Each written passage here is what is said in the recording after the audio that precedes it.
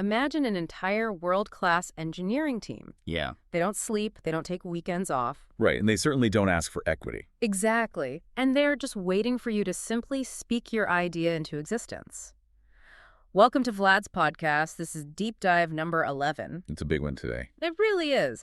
Now, I know we've had a brief pause between deep dives lately, and I just want to warmly apologize to you, the listener, for the wait. Life gets busy, schedules get incredibly packed, but I promise the wait was worth it. Oh, absolutely. Because today we are unpacking a topic that is hot like never before. Yeah. We are talking about how to build an AI native startup. Yeah. I mean, we are looking at arguably the most significant compression of the business life cycle we have ever seen. The timeline from, a napkin sketch to a multinational company has just completely collapsed. It really has. And so our mission for today's deep dive is to pull apart a really fascinating source document we got our hands on. It's called Founders Playbook, May 6, 2026, .hamby PDF. It's a great read. It is. We are going to map out exactly how the old, exhausting rules of entrepreneurship have just been totally erased. Right. That endless treadmill of trying to validate an idea, raise seed capital, spend months hiring this massive engineering team. Build a clunky first version, desperately raise more capital. Exactly. That entire pipeline is just gone. Today, we are charting the absolute shortest path from a simple idea to a massive exit using AI in 2026. And I really want you, the listener, to imagine having the power of an entire engineering team at your fingertips. Because that's the reality now. Right. Whether you are actually trying to launch a business or you're prepping for a strategy meeting at your day job, or honestly, if you're just curious about how modern tech is built, you need to understand this. But, before we can even talk about the mechanics of building a startup in this new era, we really have to look at how AI has completely demolished the wall between people who can code and people with ideas. Yeah, we have to establish who actually gets to be a founder in 2026. Exactly. Because historically, the founder identity was rigidly defined by what you could physically execute. If you were technical, you were the one staring at a terminal, writing code, managing servers. And if you were non-technical, you were out running the operations, doing the sales, pitching investors. Right. But the playbook highlights this massive shift. We are moving from the traditional founder as an individual contributor to the founder as an orchestrator of agents. Okay, let's unpack this. Because orchestrator is a very deliberate word choice there. It is. Because a lean 10-person startup hitting unicorn status, meaning a billion-dollar valuation, there's no longer some scrappy underdog story. It's a deliberate plan. Wow, yeah. And that plan relies on 3 distinct pillars of AI tools. First, you have conversational intelligence. Think of this as your on-call expert for any domain you don't personally understand. Like having a lawyer or market analyst in your pocket. Exactly. Second, you have agentic coding, which is basically your always available engineer. And third, you have workflow automation, which acts as your automated operations team. Doing things like updating CRMs or pulling data reports. You got it. Just keeping the daily business engine running in the background. So it makes me think of a symphony conductor versus the first chair violinist. Oh, I like that analogy. Right. Like the old school founder was the violinist. They were sweating on stage, playing the instrument furiously, just trying to carry the melody themselves. Yes, exactly. But the modern founder doesn't play the instruments. They stand on the podium, they direct the tempo, and they make sure all these AI tools play in harmony. That's a perfect way to visualize it. But, and this is a big but, that shift creates a totally new vulnerability. Well, wait, I have to push back here for a second. If non-technical people can just generate code by talking to an AI, doesn't that mean we're going to drown in terrible software? It's a valid concern. Like just bloated apps built by people who don't know what they're doing. The barrier to entry has essentially dropped to zero. So yes, the volume of market noise will definitely go up. Yeah. But there is a really crucial reason why this shift is actually a net positive. Okay, I'm listening. AI fundamentally unblocks people with radically different lived experiences. Think about the traditional tech bro pipeline. Right, a lot of brilliant 22-year-old engineers. Exactly. Exceptional at coding, but lacking deep, real-world industry experience, which is why we got a million highly polished apps for food delivery and crypto trading. And dating apps. So many dating apps. Right. But think about what happens now.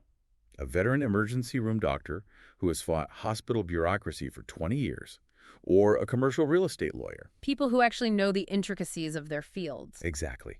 They can finally build solutions for real niche problems that the traditional pipeline completely ignored, because the subject matter expert is now the builder. Okay, that makes sense. So we have these brilliant domain experts suddenly unleashed to build whatever they want. But that leads us straight into the idea stage and the first massive trap of this new ecosystem. Because the very first thing they usually do is build way too fast. Right. Because now that absolutely anyone can build a product instantly, the greatest threat isn't failing to build something. The greatest threat is building the wrong thing perfectly. That is the chilling reality of the idea stage. The goal here is to find problem-solution fit. And the playbook has this terrifying statistic. Even before AI, 42% of startups failed because they built something nobody wanted. Yeah, and now that tools like Claude Code collapse the distance between an idea and a product, that failure rate is primed to skyrocket. Because founders mistake a working prototype for validation. Exactly. Getting a prototype to work used to take months of pain. If it worked, it felt like a massive victory. But a prototype is just a prop for user conversations. It is not proof of product market fit. And this brings up what the playbook calls the loss of objectivity, because AI gives our confirmation bias a high-powered research engine. It really does. It's essentially a yes man. Right. If you ask an AI to validate a terrible idea, it will eagerly scour the web, find flattering data points, and make your bad idea look totally fundable. It will enthusiastically guide you straight off a cliff. So if AI is essentially this high-powered yes man, how on earth do you force yourself to find the truth before you waste your time? This raises an important question, right? How do we proactively seek out our own blind spots? The playbook introduces the concept of structured adversarial thinking. Oh, I love this part. You have to use Claude as a devil's advocate. You feed it your hypothesis, and you explicitly command it to find disconfirming evidence. You literally tell it to tear your idea apart. Yes. You ask for negative market signals, reasons why competitors will crush you, why your pricing is wrong. You have to force it to be the bad cop. That is so smart. And to the listener, you can use this for anything, like prepping for a pitch meeting at work. Okay, so the devil's advocate is satisfied. You validated the idea. Now you move to the MVP stage, the minimum viable product. But building at light speed introduces these invisible compounding risks. Right. The exit criteria for the MVP isn't just does it crash. It's genuine evidence of product market fit, like retention, revenue, and referrals. The playbook mentions the Sean Ellis test here as the gold standard. Which is such a simple, brutal metric. It is. You ask your active users, how would you feel if you could no longer use this product tomorrow? If more than 40% say they'd be very disappointed, you likely have fit. But getting there using AI introduces this terrifying concept, agentic technical debt. Yes, founders absolutely must use persistent memory files. The playbook calls them claude.e.md files. And we need to explain why, because AI essentially has the memory of a goldfish between chat sessions, right? Exactly. A human engineer remembers the architectural constraints they set up yesterday. An AI agent starts completely blank every time you open a new prompt window. So if you don't have that claude.md file sitting in the root directory to explain the architecture, The AI has to rederive foundational decisions from scratch every single session. It creates structurally incoherent spaghetti code. here's where it gets really interesting, though. Even with a good file, there's this psychological trap of zero-friction scope creep. Oh, this is so common. I compare it to building a house where the bricks are totally free. You start out building a simple shed. But because adding a new feature costs literally nothing, just a 3-second prompt, you just keep adding things. You add a tower, a bowling alley. Right. And you keep going until the foundation just completely collapses. Because when engineering time costs thousands of dollars, that was a natural forcing function against scope creep. Now, the discipline has to come entirely from the founder. Which is hard. Extremely. And it leads directly into what the playbook calls being insecure by inexperience. Which means shipping highly vulnerable code because you don't know any better. Exactly. AI doesn't automatically prioritize security unless you tell it to. It will build you a beautiful, functional app, but leave the front door wide open to injection attacks or data leaks. So you have to be vigilant. But let's say you survive the MVP stage, the code is secure, real users are arriving, you've hit the launch stage. This is where the game changes again. Because just as the product starts working, the company around it starts breaking because of the one person who built it. Right. You are shifting from proving the product deserves to exist to proving the business deserves to grow.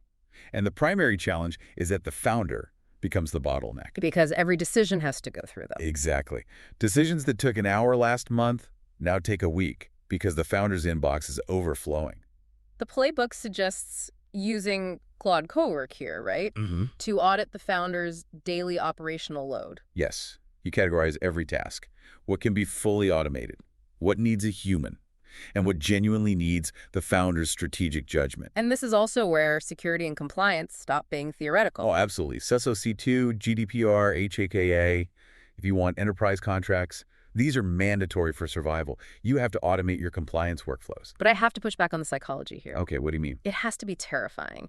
You just built this baby, you know every line of code, and now you have to hand the operational keys over to an automated AI workflow.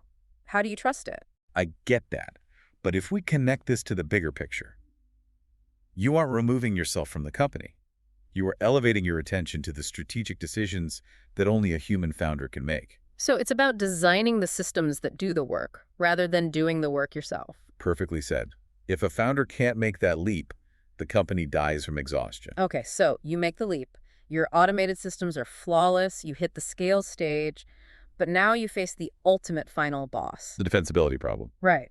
Because if you built this massive company using widely available cheap AI tools, what stops a well-funded competitor from using the exact same AI to clone your product tomorrow? The exit criteria for the scale stage is sustainable profitability or an IPO. To get there, you need an unclonable moat. And the playbook says this moat relies on three things. Okay, let's go through them. First, compounding user behavioral data. Thousands of users create a unique fingerprint of workflows that your AI learns from. So your AI is just smarter about your specific users than a day one clone could be? Exactly. Second is workflow lock-in. So what does this all mean in practice? How do you track workflow lock-in?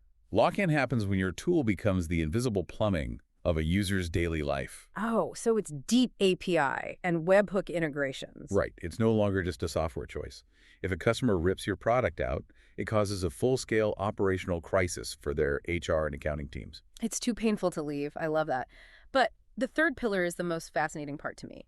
Translating deep domain expertise into AI context. This goes back to our ER doctor or lawyer from the beginning. Right. The playbook gives this specific example about a medical billing tool breaking on 340B drug program claims. Yes. A generic AI will break on that because it's a bizarre regulatory edge case. But a founder who has actually worked in hospital billing uses their lived industry experience to code that specific logic into the AI. What's fascinating here is that the AI is just the builder. The founder's unique human knowledge of those weird edge cases, that is the actual fortress. Exactly.